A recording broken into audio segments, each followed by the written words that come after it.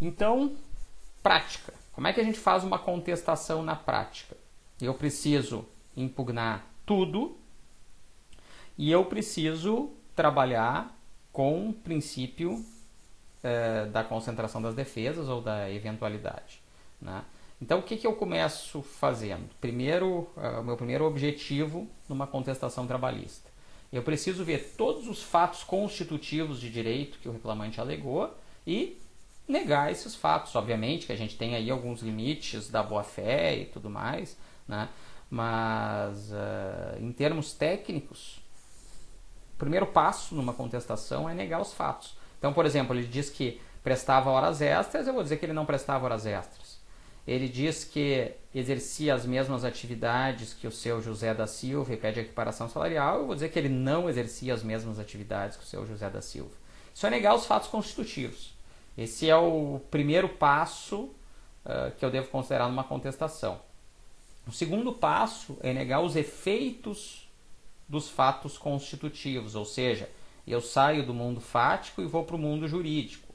Então, conforme está no nosso exemplo ali embaixo no slide, primeiro eu digo que o reclamante não fazia as horas extras.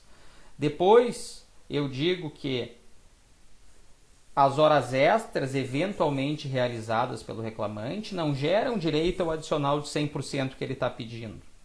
Porque não tem norma coletiva, ou porque a norma coletiva não é aplicável a ele, enfim, eu estou tratando da consequência. Olha, ainda que ele faça hora extra, ele não tem direito a um adicional de 100%, ele tem direito a um adicional de 50%.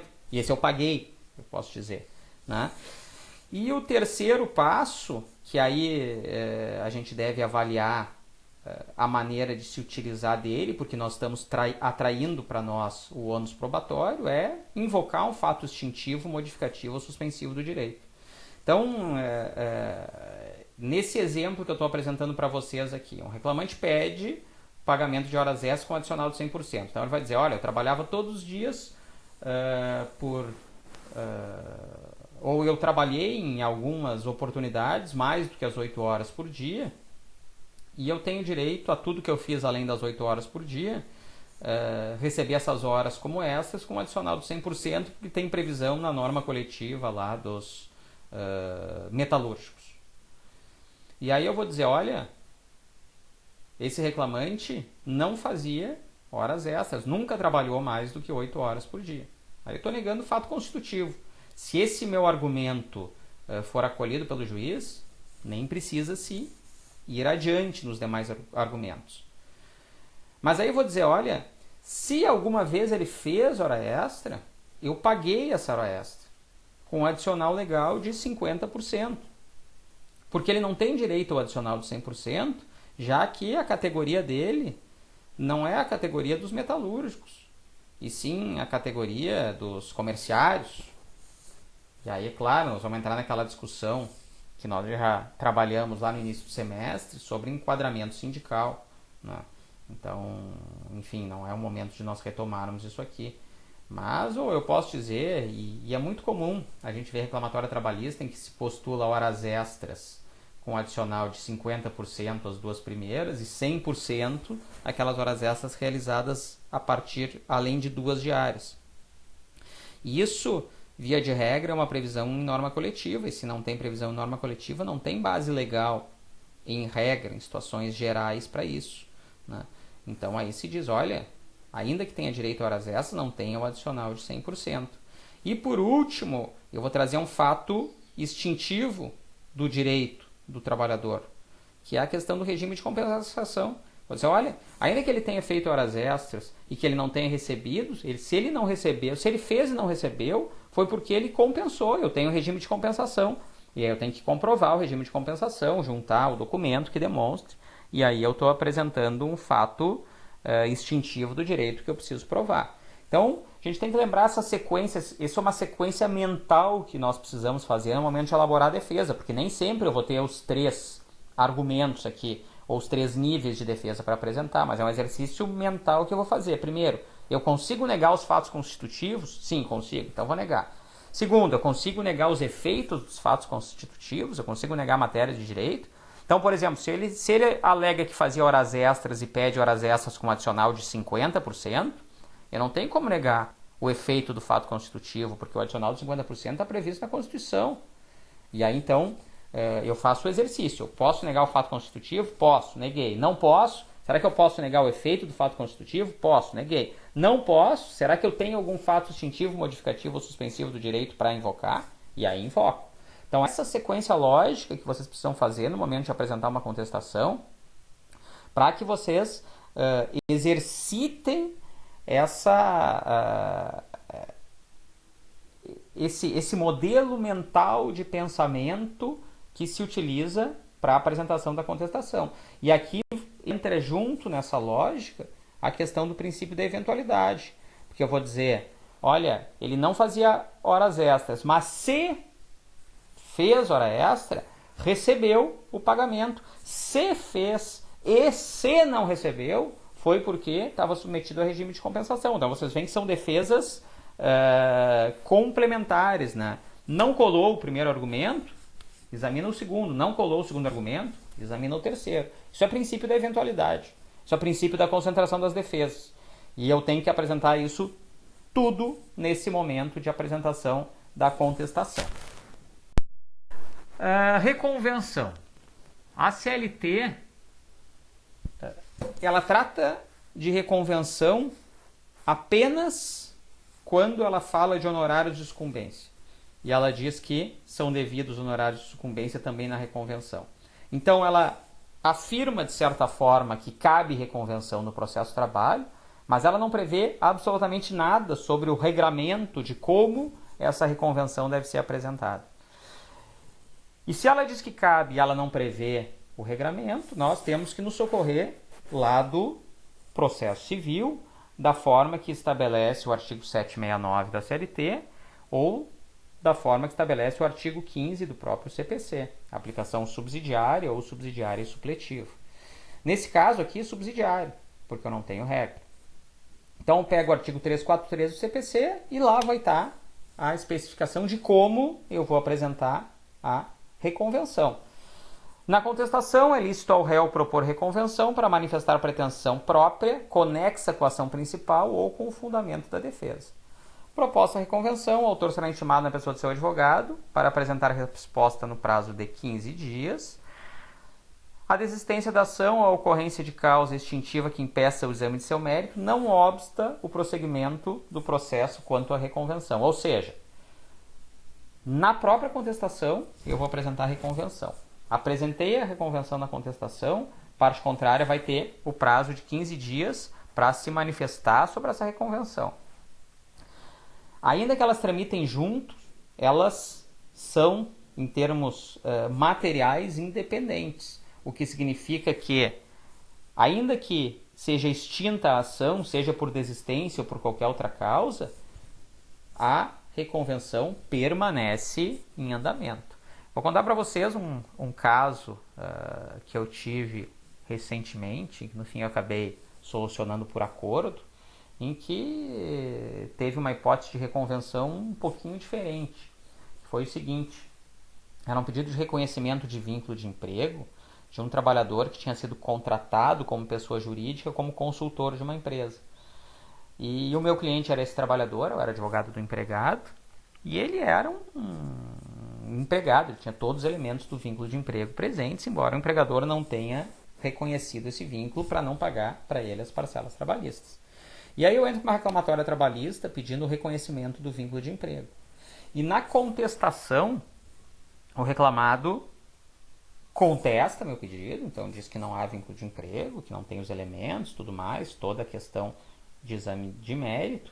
E no final da contestação ele apresenta uma reconvenção na qual ele diz o seguinte, olha, esse consultor recebeu da empresa para trabalhar um notebook e ele não devolveu esse notebook para a empresa.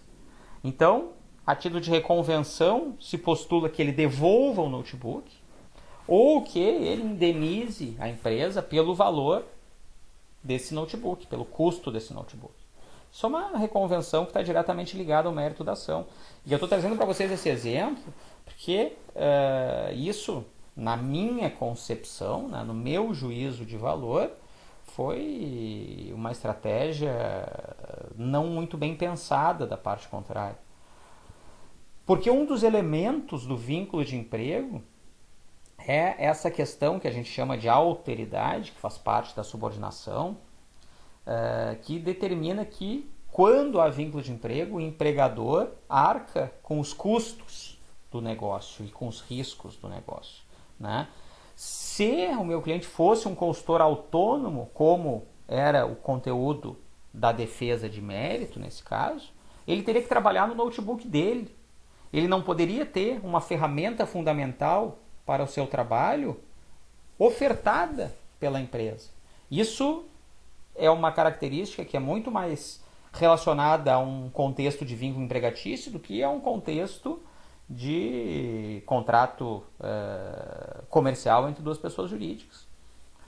Então a gente precisa ter cuidado na reconvenção, porque às vezes a gente pode, nesse contra-ataque, que é a reconvenção nada mais é do que um contra-ataque, dar o chamado tiro no pé, trazer um elemento que vai reforçar a tese da parte contrária, né? E nesse processo que eu narrei para vocês, eu, como advogado reclamante, disse: tá bem, concordo, de fato recebi o notebook, tá aqui, tô devolvendo. Porque era da empresa, porque a empresa que me oferecia a ferramenta de trabalho, porque eu era empregado.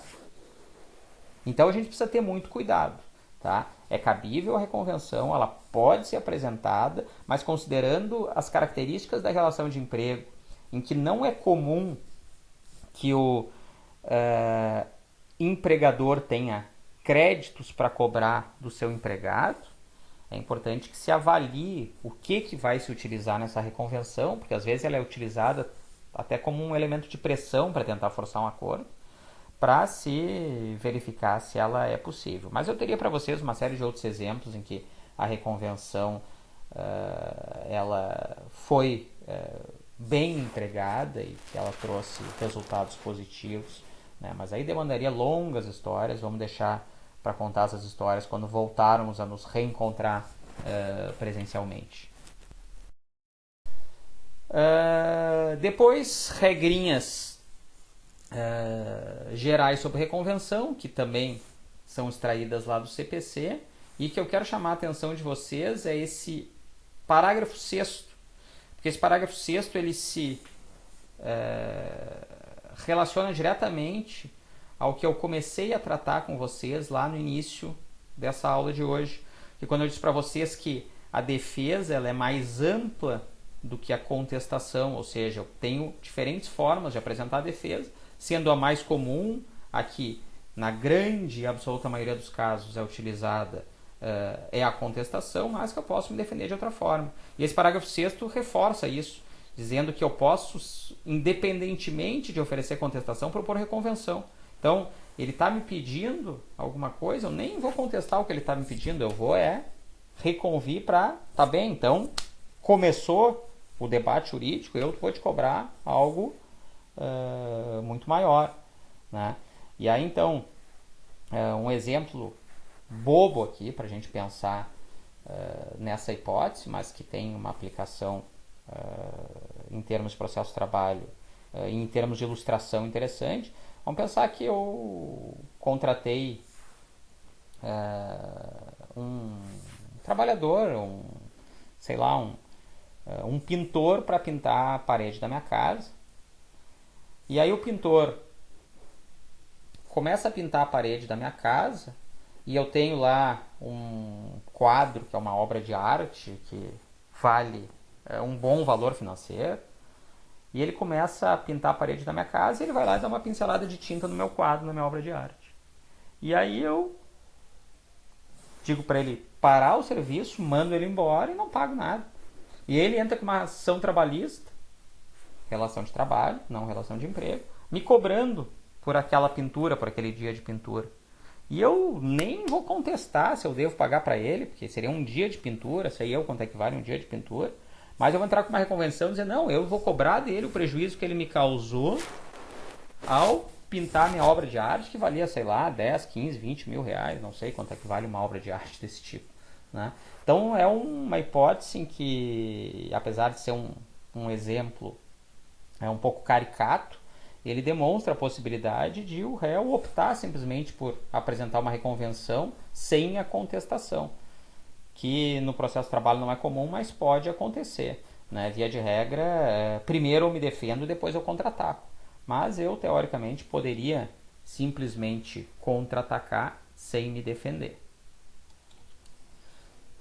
E aqui a gente finaliza essa aula sobre defesa, como eu disse para vocês, quase que uma aula de revisão, porque muitos dos aspectos aqui nós já tínhamos tratado em aulas anteriores, né? Eu espero que vocês tenham compreendido bem. Essa aula, em termos de aula, é um pouquinho mais curta. Em compensação, o material complementar que eu vou disponibilizar para vocês, ele vai ser um pouquinho mais longo, porque aqui a gente tem uma doutrina mais densa sobre defesa, em especial sobre contestação. Lembrem-se que eu sigo à disposição de vocês, vocês alunos, ou alguns de vocês alunos, ou muitos de vocês alunos, têm se comunicado bastante comigo, basicamente através de duas ferramentas, lá das mensagens do Moodle e dos e-mails. Qualquer das duas ferramentas que vocês utilizarem é uma ferramenta que funciona. Então, querendo se comunicar comigo, tem aquele fórum que o pessoal não aderiu muito lá, que eu propus no início. Então, podem se utilizar dessas ferramentas, ou também estou à disposição de vocês para quaisquer sugestões, para a gente, quando vocês quiserem também fazer encontro via Zoom, totalmente aberto a sugestões para a gente aprimorar essa nossa convivência à distância. Abraço a todos, fiquem bem e uma ótima semana.